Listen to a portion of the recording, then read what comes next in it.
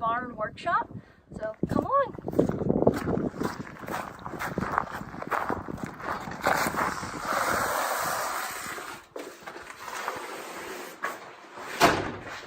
So this space, Nathan primarily uses for his personal projects, but we also use it to make our forms. Over here, this is his welding equipment.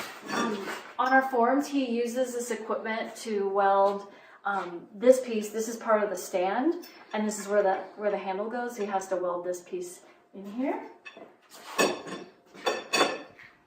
This bad boy over here, this is a lathe that he inherited from his father. And over here are his CNC machines that he built.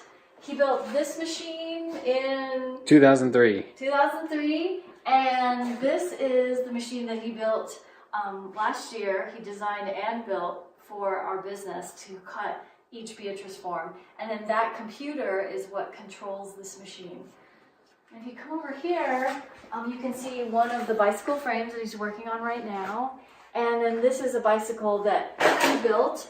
And I really like the cork grips. I think they're pretty neat. And I really like the color. It came out really great. So come this way and let me show you Nathan's office. This is his workstation.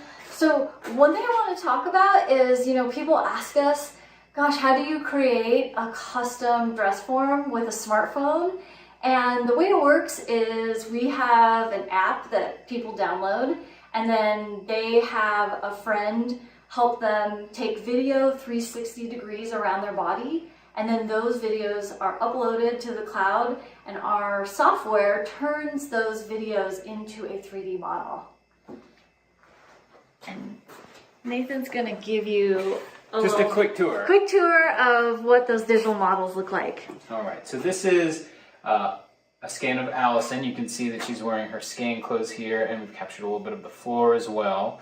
My job is to take this raw 3D model, and you can see here some of it's a little rough. You can see some wrinkles on the back of her shirt here. And my job is to take that model and convert it into something that looks more like a traditional dress form. So then you can see the neck, and you can see her armholes, and this is what we take and generate tool paths that then drive the CNC machine and cut the foam for your dress form. They look a lot smoother.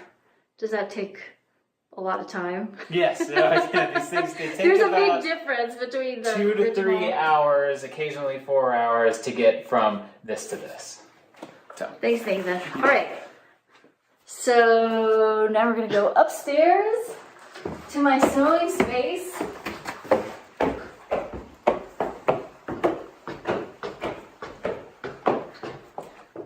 So this is where I do all my personal sewing as well as sewing for Beatrice.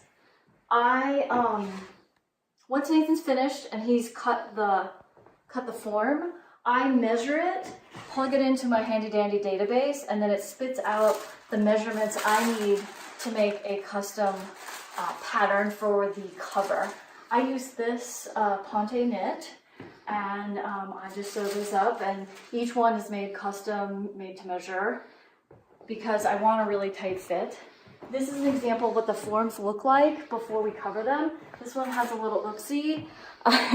So we didn't actually ship this one to our client, and that's why it's still here. But I think it's really useful to show people what it looks like before we cover them.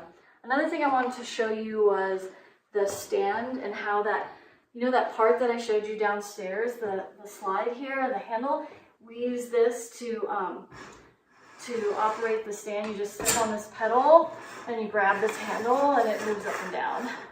So that makes it really easy to use. What else? This is my custom sewing tools caddy. I am just about to do a blog post on this so you can learn how to build your own. I can't imagine not having this.